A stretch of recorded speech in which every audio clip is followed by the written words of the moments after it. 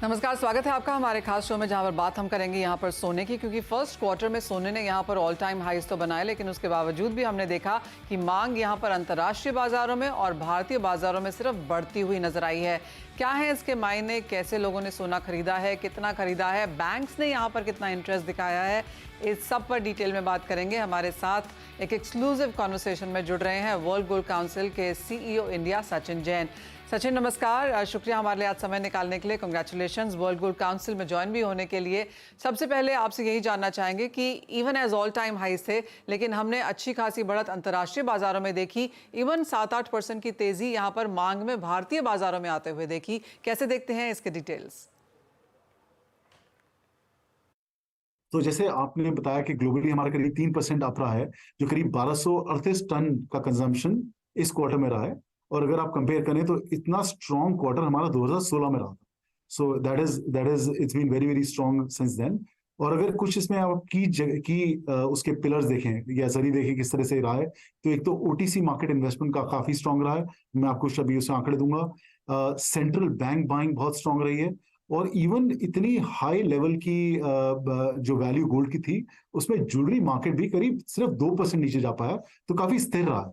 तो ये ओवरऑल रहा है। इसके अलावा एक जो चीज हमने देखी है वो टेक्नोलॉजिकल जो कंजम्पशन गोल्ड का होता है टेक्नोलॉजी प्रोडक्ट्स को लेके, क्योंकि अभी नए माइक्रोचिप्स आए हैं जो चाहे एआई लेड, उसमें गोल्ड एप्लीकेशन काफी ज्यादा है और करीब 10% हमने बढ़ोतरी उसमें देखी है। तो ग्लोबली ये सब एक ब्रॉड चीज रही है। और एक एक ट्रेंड हमने वेस्टर्न और ईस्टर्न मार्केट के प्रति देखा कुछ समय पहले, अगर आप देखें तो जब भी रैली ऊपर की तरफ होती थी तो वेस्टर्न मार्केट इन्वेस्ट करते थे। अगर ईस्टर्न मार्केट देखें, इंडिया में हुआ, चाइना में हुआ, जब प्राइसेस थोड़े नीचे होते थे या ऊपर नीचे नीचे की तरफ जाते थे तो इन्वेस्टमेंट बढ़ती थी या खरीदारी बढ़ती थी। फॉर द फर्स्ट टाइम इस क्वार्टर में हमने ऐसा नोटिस किया है कि ये जो एक ट्रेंड है रिवर्स हुआ है। As the price was going up, तो जो ईटीएफ्स हैं जो वेस्टर्न मार्केट्स के, उन्होंने इनकैश किया है। और हमारी तरफ जो ईस्टर्न वर्ल्ड में है, ये as the price is gone up, the investment और इस पे एक सर्जेंसी आई है। तो ये ब्रॉड चेंज हमने देखा। अब थोड़ा सा इंडिया के बारे में बात करते हैं। तो इंडिया में हमारा जो पहला क्वार्टर रहा है, ये करीब 136 टन की हमने कंजम्पशन करी है, जो करीब 8% ज्यादा रहा है सेम क्वार्टर लास्ट ईयर से, जो उस समय करीब आप समझिए कि करीब 126 टन के करीब था।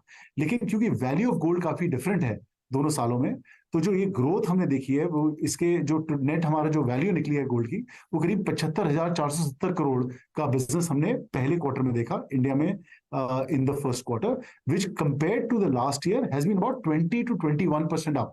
सो वैल्यू वाइज काफी हमने ज्यादा बढ़ोतरी देखी। ज्वेलरी में करीब even with the prices going up, और आपको शायद याद हो कि फरवरी में प्राइस एक डिप आया था, तो एक नेट जो क्वार्टर में हमने देखा करीब 4% बढ़ोतरी हमने इसमें देखी, जिसमें करीब 95 टन की कंजम्पशन ज्वेलरी में रही। लेकिन वैल्यू वाइज ये करीब 16% अप थी। क्योंकि इसमें अगर आप देखें तो 52,750 करोड़ का बिजनेस ज्वेलरी में हुआ है। और ये जो मैं वैल्यू बोल रहा हूँ, ये बिल्कुल वैल्यू ऑफ गोल्ड बोल रहा हूँ, without taxes, without custom duty. So the value of gold is what I am talking. Absolutely, जैसे आपने कहा सचिन, बहुत बेहतरीन नंबर्स देखने को मिले हैं, लेकिन एक नंबर जो एब्सोल्युटली स्टैंड आउट करता है वो है इन्वेस्टमेंट डिमांड का। इवन एज सोने में हमने ऑल टाइम हाईज यहां पर बनते हुए देखे और पिछले साल के मुकाबले तो बहुत ज़्यादा तेजी आते हुए देखी। उसके बावजूद भी इन्वेस्टमेंट डिमांड भारतीय बाजारों में 19% तक चढ़ी है। एंड क्लियरली जिस तरह से भाव बढ़े हैं, लोगों ने तो लिया ही है, लेकिन काफ़ी सारे फाइनेंशियल एडवाइजर्स, पोर्टफोलियो एडवाइजर्स ने भी कहा है कि अब सोना आपके पोर्टफोलियो में होना ही चाहिए। जिस तरह का सेफ हेवन बैकिंग वो इसको यहां पर देता है। 19% के आंकड़े को आपने कैसे एनालाइज किया?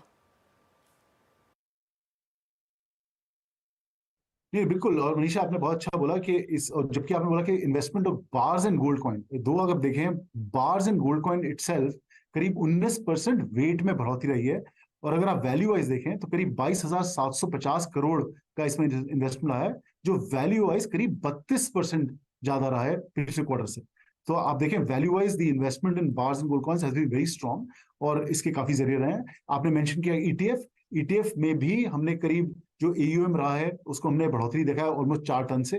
तो it is overall a very robust time. And why is that? अगर आप पूछे क्यों ऐसा, तो जो स्तंभ है जो एक एनवायरनमेंट है जिससे गोल्ड के प्राइस का असेसमेंट होता है, इज बीइंग वेरी स्ट्रॉन्ग।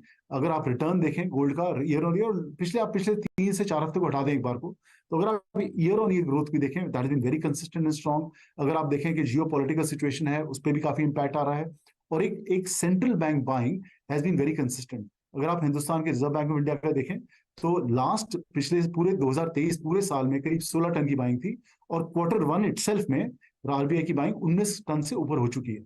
और जैसे आरबीआई गवर्नर ने अनाउंस भी किया था कि उनकी एक कंटिन्यूस बाइंग रहेगी इस दिशा में। सो द एनवायरनमेंट जो एक प्रतिशीला निकल रही है वो कि बड़ा एक फर्टाइल एनवायरनमेंट ऑन गोल्ड है, और हमारा सोचना है कि गोल्ड एक तरह से एक नया गोल्ड होगा from this time on, where जिसमें एक कॉन्फिडेंस, एक ट्रांसपेरेंसी, और अगर आप देखें इवन ज्वेलरी सेक्टर में जो एक चेंजेस हमने एज ए इंडस्ट्री पिछले कुछ सालों में करे, जैसे एक यूएचआईडी आई है, तो हर ज्वेलरी पीस पे आपको एक कॉन्फिडेंस मिलता है प्योरिटी का, वो चीजें अब उसका एक दृष्टि उसकी एक निकल के आ रही है कि उसका इम्पैक्ट क्या है। एक कंज्यूमर नॉट के सिर्फ जो बड़े ज्वेलर्स हैं जो ऑलरेडी काफी ट्रांसपेरेंटली अपना सामान देते हैं, but even small jeweller, tier 3 market, tier 4 markets में एक कॉन्फिडेंस के साथ कंज्यूमर आज खरीद पाता है। वो तो बात है ही, और वो हमने नंबर्स में आता हुआ देखा भी है। जैसे आपने कहा, एक क्रेडिबिलिटी और एक ट्रांसपेरेंसी काफ़ी स्ट्रॉन्ग इस मार्केट में होती हुई नजर आई है। सचिन, साथ ही एक और इम्पॉर्टेंट ट्रेंड जो इस आपकी रिपोर्ट से निकल के आया है वो है रिसाइकल गोल्ड का। इवन एज सोने के भाव ऑल टाइम हाईज पे गए, और ये बाजार हमें काफ़ी हद तक कहता भी रहा कि बहुत ज़्यादा लोग सोना बेचने बाजार में नहीं आ रहे हैं, यानी कि बहुत सारे कंज्यूमर्स ने सोना एनकैश नहीं किया, जो कि पिछले कई सालों का ट्रेंड रहा है बाय द वे, कि सोना जब बहुत ज़्यादा ऊपर चढ़ा या ऑल टाइम हाई हुआ तो लोग लेके आते थे अपना सोना और उसका वो कैश घर पे लेके जाते थे। इस बार का ट्रेंड बेसिकली यहाँ पर हमने वो देखा है कि लोगों ने अपग्रेड किया, पुराना सोना लेकर आए, नए सोना लेके गए। तो जो रिसाइकल गोल्ड का 10% का नंबर है वो बाय इन इटसेल्फ बहुत ज्यादा बड़ा नहीं है। नहीं, मगर आप देखिए मनीषा, इसमें अगर आप देखिए रिसाइकलिंग में बड़ा अच्छा एक हम लोगों ने एक चीज नोटिस करी है। अगर आप हिस्टोरिकली देखें, जब गोल्ड प्राइस बढ़ता था तो एज ए ज्वेलर आपको एक अपनी लिक्विडिटी बढ़ा के रखनी पड़ती थी, क्योंकि कंज्यूमर कई सारे आके इन कैश करते थे। इस बार जो हमने नोटिस करी चीज, वाकई आपने जैसे बोला 10% in volume and value wise much higher recycling is happened. लेकिन अगर उसमें हम एक ट्रेंड देखें तो कंज्यूमर ने आके गोल्ड से गोल्ड ही खरीदा है, गोल्ड से इनकैशिंग नहीं करी है। So the belief on the category, जो हमारे एक कॉन्फिडेंस है गोल्ड पे, वो अभी भी बहुत स्ट्रांग है। और particularly rural India which is tier 4, tier 5, tier 6 markets में ये हमने एक ट्रेंड ही देखा है कि बहुत रिसाइकलिंग हुई, लेकिन recycling gold to gold. Okay जी हाँ, और इम्पॉर्टेंट बात यह है सचिन कि ऑल टाइम हाई से यहाँ पर भावों में कुछ गिरावट देखने को मिली है। मुनाफा वसूली है जो इंडस्ट्री के लिए तो अच्छी है ही, क्योंकि इतनी खरीदारी नहीं हो रही थी, और कंज्यूमर्स के लिए भी अच्छी है क्योंकि प्राइसेस में कुछ स्टेबिलिटी अब यहाँ पर देखने को मिली है।